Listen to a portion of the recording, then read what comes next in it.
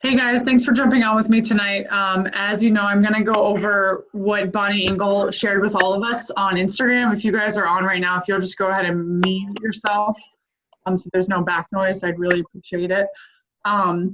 So when we were at Summit, I'm going to share with you guys a slide in just a second. Bonnie's basically the queen of Instagram. She has grown her network by 10,000 people in the last 4 months just on Instagram. And she, in the last year and a half, she completely took her entire business to Instagram and is only using Instagram. Now, this is just what she's using. If you're only using Facebook, continue using that. This is just something that this is where the curve is going. And this is where a lot of the top coaches are going. And if they're already not there. So this is just, there's lots to learn and you can take it. What I'm about to tell you, you can use it on Instagram and also on Facebook when you are crafting your posts. Let me share my screen. All right. So like I said, she's the queen of Instagram. When we were there, this was one of the slides she shared with us. Basically, you need to run your Instagram like a boss. You need to be a micro-influencer. What does that mean? You need to constantly share about like how you're finding your, Step one, you need to figure out how you are finding people and how people are finding how you are finding people and how people are finding you. If you're just posting to post and you're not widening your market, it's doing you no good. Step two is if you've gotten new eyes, that's great, but now you need to create content that is creating engagement so that you're getting new people, you're getting engagement, and you're having awesome content. And then step three, now that you've got the engagement, you've got the people, you've got to create you've got to create good posts for your followers. You need to ask yourself, are your posts engaging? Are they personal? Are they credible? And are they relatable? And those 4 words at the bottom of the slide are super important, and that's what makes up a micro-influencer. So if you are looking at the last 9 posts that you did on Instagram, if none of those are what these 4 say, then you're not being a micro-influencer. So you really need to make sure that you start to post and be, we always say you want to add more value, but you really need to make sure that you're being engaging, you're being personal, you're being credible, and you're being relatable because you want people to relate with you. And then obviously that's how we all got here tonight is somebody on this call related to us, and that's where we got, how we got involved. So you want to also do that and be a micro-influencer. One of the cool things that she shared about was you need to find a life phase, your life phase.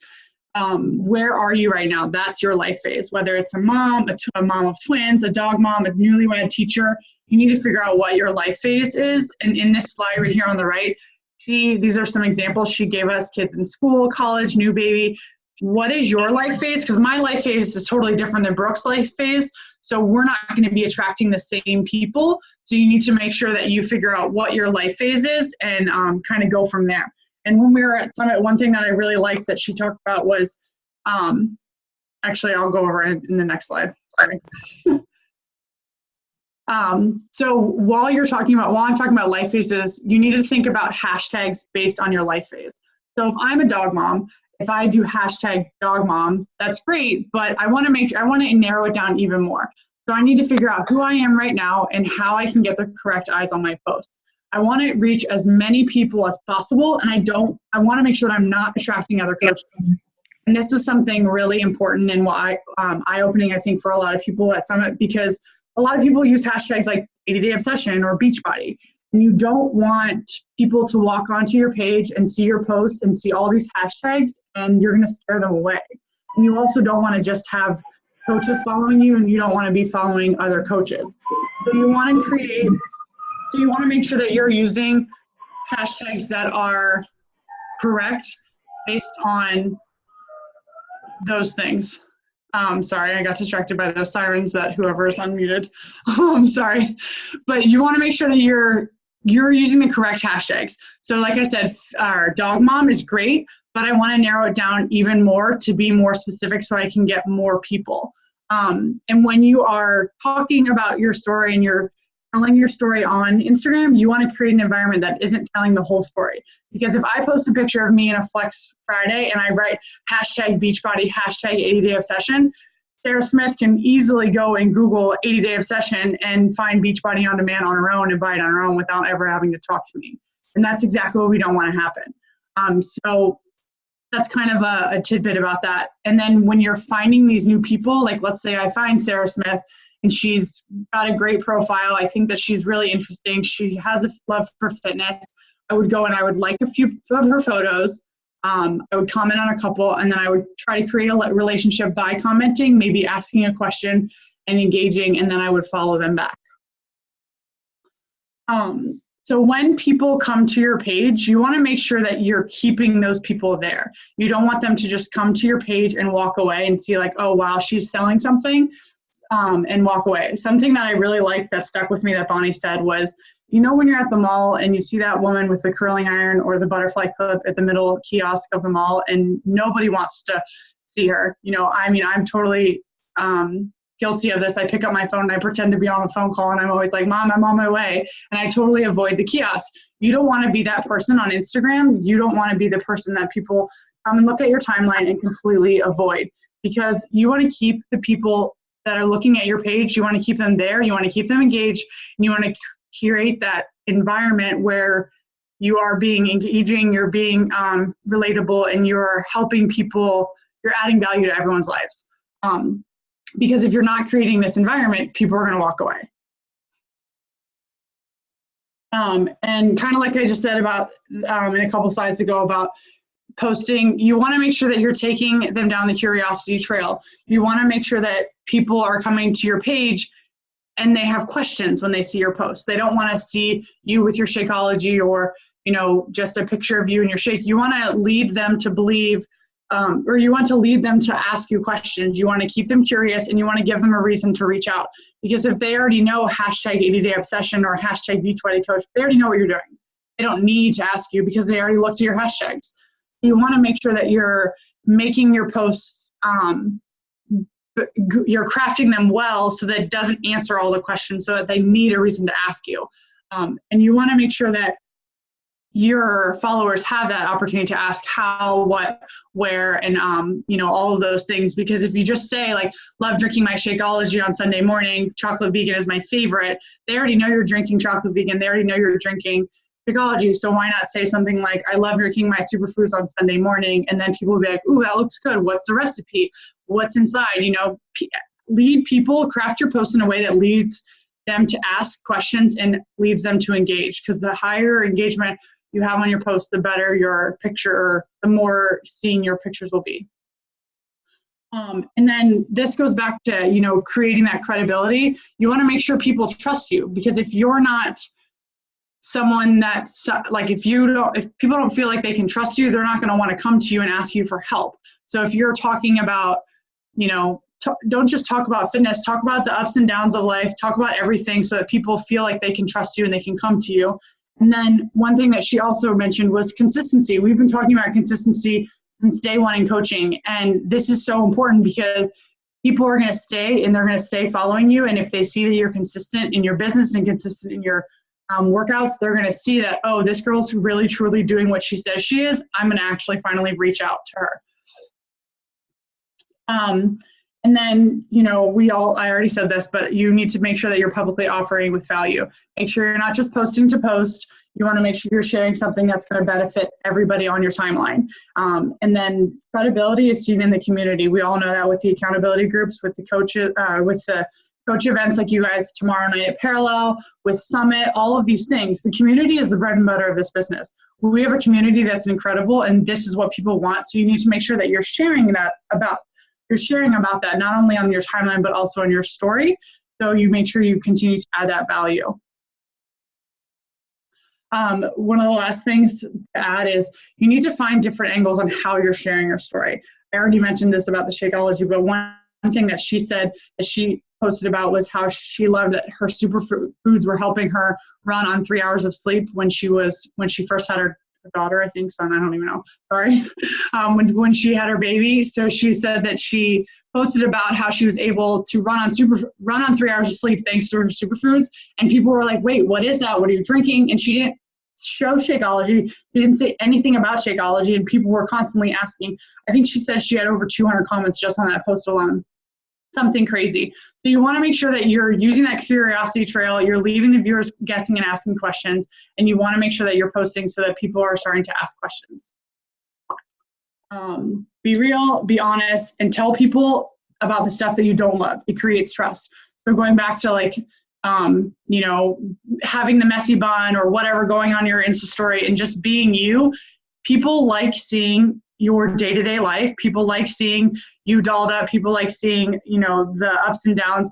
People like seeing that you're not just wearing makeup 24/7, unless that's your life, then so be it. But people want to see who you are, and that creates trust. So you want to continue to influence by sharing your life phase. So again, whatever that life phase is, this is what your homework is from this call. So I know that Julie talked about avatars last week and some other stuff. So think about what your life phases are. Bonnie is a new mom. That's her life phase right now. That's her biggest thing. So I'm not going to be going and looking for new moms. So what you guys want to do with your life phase, you need to think about like which brands you would relate with new moms. So like the brands of diapers, and go and search that hashtag on Instagram. Different brands that you use, write them down, write out where you are in your life phase, and then what brands and what brands and what words would relate to that life phase. So then you can take those hashtags and go and search them on Instagram. And then the last thing I want to end with is just be authentic and share who you are, because people are going to follow you because you're uniquely you and not because you're trying to be somebody else. So make sure that you are just talking about you, talking about your life, sharing what you're doing, sharing about the ups and the downs, the ebbs and the flows, because people want to see that. People want to relate with who you are and what you're doing and all of that good stuff. So that's pretty much all I have about Instagram. I know it's a lot in a little bit of time, but really think about like what your life phase is. Where are you in life right now? What's that life phase, and how are you going to target those people? Think about, you know, life phase, new mom. That relates with, diapers, breastfeeding, milk, all those things. Write that down and then figure out from there what hashtags can you find from there and how can you find people. What hashtags can you write down? What brands can you search for and find people that way? Find people that, you know, go and look at diaper ads on Instagram. I'm just using diapers because that's the one that, you know, she was using. But go find an ad or and someone else that's a micro influencer that's also a new mom that relates to you, and kind of see what their hashtags that they're using. Obviously, we don't want to use the same hashtags other coaches are using, because then we're all going to kind of funnel together. But what questions do you guys have about hashtags, or what about the life phase, Erin? I have a question about posting. How do you decide, like on Facebook, we're supposed to do 1 to 2 good posts a day. How do you decide what you post versus what you put in your stories? Because I feel like I do 1 post a day, but then it's all Beachbody, whereas my stories is everything else, but I don't know if people are seeing my stories. Well, before that, I'll answer that. But Sunny, no hashtags on Facebook. If you use hashtags on Facebook, it actually lessens your likelihood of your pictures being seen on Facebook. So don't use hashtags on Facebook anytime ever. Just a ground rule. But so for stories, your stories, you want to have like 10 to 12 stories a day, and it should show like, I don't know, the good, the bad, the ugly, the stuff that you wouldn't do a post of, you know, like the video of me this morning making my fiber sweep. I did a video of it. That's not something that I probably would have, I didn't make a post about it. I probably won't make a post about it. But you want to think about, I don't know, things that are short. So it's like that catch people's attention when, I can't remember who said this a while ago, but someone said like, if you're talking too much in your story, if you're still talking on the 3rd click, people are gone. So, and I mean, Kristen, you can jump in and share more about the stories if you have something good to share about that. I have a question. This is Emily. Why do the hashtags stop your posts from being seen? And is that mainly a Beachbody thing or a generic thing? Only on Facebook. That's just a Facebook, the way algorithms are with Facebook. It just, for whatever reason. So like, because a lot of people will copy and paste their Instagram post to Facebook, and Facebook, for whatever reason, bumps those pictures down farther and farther. So their likelihood of being seen on someone's timeline is really low. What if it's not copied from Instagram though, and you're just doing a hashtag on a no? I wouldn't. And again, I'm not like, I'm not the queen of Instagram. I understand. Sure. But I wouldn't. I mean, if you want to do, like, I don't know. Do you have an example, Emily? I try to use hashtags that bring in other people. So Yeah. I had some Independence Day stuff. And so I was using hashtag Independence Day on some stuff. Yeah, and I think that's great. I think that the hashtags are better utilized on Instagram. And for whatever reason, Facebook, they just bumps those down. But speaking of Independence Day, because that is a really good hashtag. Actually, if you guys all pull out your phone and open up the Instagram app, if you're using this, I'm going to use your Independence Day as an example. And go to the magnifying glass on the bottom where it says magnifying. And then at the top where it says search, type in Independence Day. So this is just an example. So when you type in Independence Day, at the top it says top people, tags, or places. So I'm going to go back over to tags so I can see all the hashtags that have to do with Independence Day. And Independence Day has 4 million posts. And Emily, because that's so high, even if you hashtag that, it's going to get lost. So it would be better to do something like Independence Day weekend or Independence Day celebration, something that has like less than 100,000 usages, because it just gets seen more and more likely people will find you that way. That is such perfect information. Thank you so much. Yeah, no problem. And Brooke just said, yeah, share your life on the story, share things that add value in your posts. Obviously the good things to add on posts or on your stories are polls. People love to give their opinion, whether it's about sunglasses that Kristen was wearing at Summit, or if it's, about a challenge group. Polls are really, really great things to use on Insta Story. I don't know, Erin, just share anything. You don't want to make it just fitness related though. You want to have like a good balance on your story still. Do you post one good post a day on Instagram? On Instagram, right now I'm trying to do 2 or 3, and that's just me personally because I'm trying to get more people to see me. Darissa does 3. But I know at Summit they were saying it's about quality, not quantity. So if you have one really, really good post, that's where you need to focus. It's not, you don't have to be posting 3 because they said it wasn't necessary. Because if you have one good post that's getting engagement all day long, it's going to go up in people's explore tabs. And the explore tab in Instagram is just basically the magnifying glass. And actually on the magnifying glass, this is a really good place for you to find people that are like you and that are similar to what you already like. Just be careful though, liking or finding people that way, because sometimes they already have 64,000 followers. You obviously don't need to follow them, because you're not going to become a coach, chances. But yeah. Okay, thanks. Yeah. And Suzie, I know you've mentioned it before on Instagram calls, but make sure your filter is the same. Yes. Make sure your filter. What is that word? Aestheticity or something? Aesthetically pleasing. You want it to be. Instagram is really about photos and the quality of the photos. And if you're posting, I can't even think of what a filter is. But if let's say if you're doing black and white and you're doing only black and white, stick to it. Because when you go to your profile, those top 9 photos are crucial. Those first 9 photos are really critical to what someone is seeing. Now, everybody's opinion is different on that. But also in your profile, you want to make sure that underneath your profile picture should be a picture of you. And then it should share stuff about you. So I just helped Brooks do this the other day, but mine says art teacher, fitness lover, disciplined, ceramic artist, simple mom, and I tagged my husband in it. I put in a link tree on there. So it's really short, simple, and it just kind of gives really, really jots of who I am, what I am. Don't put Beachbody Coach in there. People get deterred by that. Come up with something that's quick, easy. Kristen, I think, has pizza lover on hers.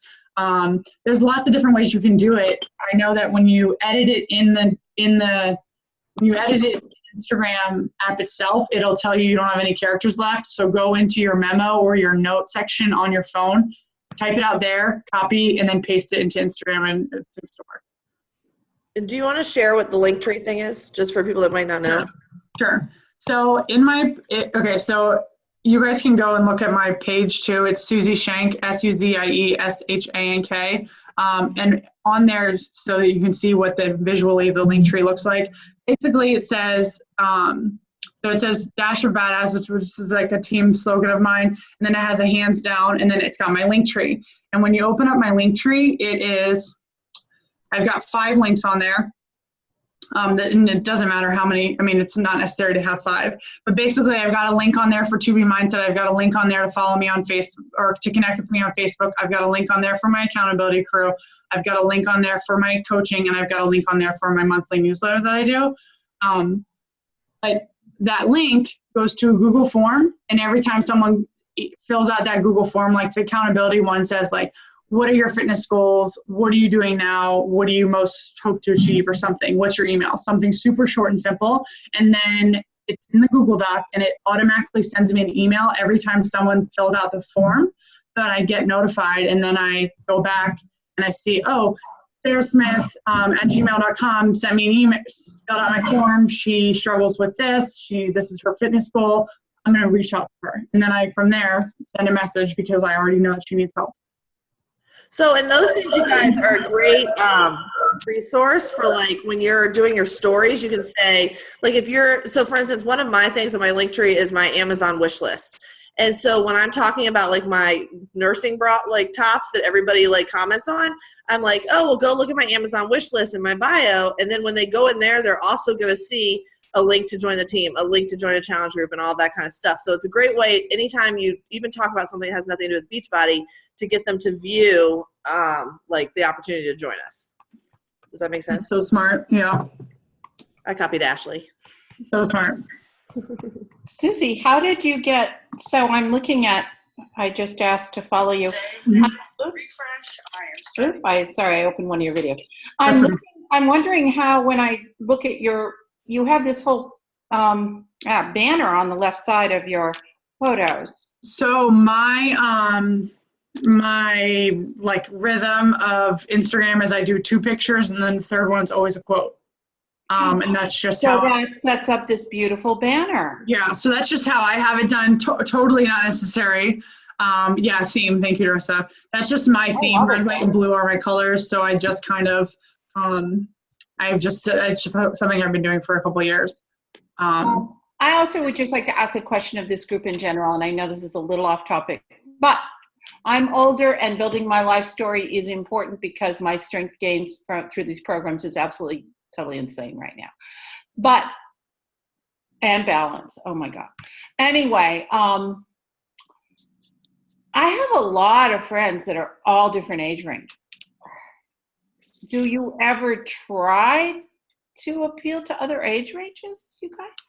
I mean, obviously you're going to build who you are as you are, but it seems silly to leave out that whole market.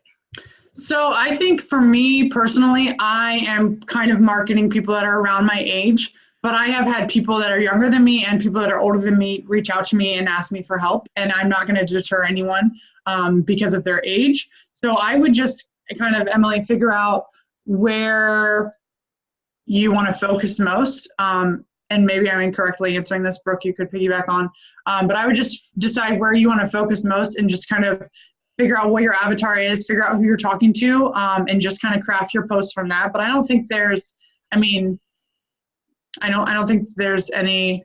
I think the most people who will follow me will be over 50 because they can relate to my journey. Yeah. Yeah. And they will relate to you the most. Yeah. So I've got some people, 40 somethings, who are already talking to me at least. We'll see where we go with that. Yeah. And I would continue to talk to them, and, just continue to build that relationship and see what happens. I wouldn't, I'm not following all your groups, and I'm alone. Yeah. So there you go. All right. I'm muting myself for other. Well, thank you. Great questions, Emily. Thank you. Does anybody else have any questions for the good of the group? It doesn't have to be Instagram related, posting anything. Or on Instagram, does anybody have like a way to track that's really working out for them? I would love to hear that. like the people that you comment on? Like, do you go and track that somewhere so that you know to go back and what do you do, Suzie? The people that I comment, I don't go and track. I don't go back. I don't track it. The people that I'm commenting on, I don't go back and look unless they tag me and respond. Like, because I usually will ask a question, and then if they respond, they tag me, and then I'll see the tag. But they don't always respond. But in terms of like tracking and inviting with Instagram, I'm using their handles on a Google form. I mean, a Google Sheet. And so are you doing all of your messaging right through Instagram, or are you trying to bring them over to Facebook? No, I'm doing right on Instagram because a lot of people that I have on Instagram don't have Facebook. I'm finding that a lot too, actually. Yeah. Yes. And it's hard for me because I would rather work from a computer than my phone. Yes. I'm learning that. But I think it's easier because, I mean, people really like Instagram, and people, strangers especially, and you guys that have Instagram, if you know, strangers are more likely to message you on Instagram than they are on Facebook, because people want to know what you're doing. People want to know where your pants came from. People want to know, I don't know, everything that you're talking about in your story. They're more likely to respond to you even if they don't know you on Instagram, which I think is really good for us as a company in this market. So are you running groups on the app since they don't have Facebook? I have two people that I'm trying to think. I'm running my group in Facebook right now, but the one person that didn't have Facebook, she just turned her Facebook back on to be in the group. But when I do, Carissa, I'm going to go back to the app. Okay, because I have actually was a customer lead, and she won't go on. Yeah, I would just use the app. I have there is like that. Yeah, Okay. Just use the app. I know Erin still uses the app. I used it last month. I'm just not using it this month.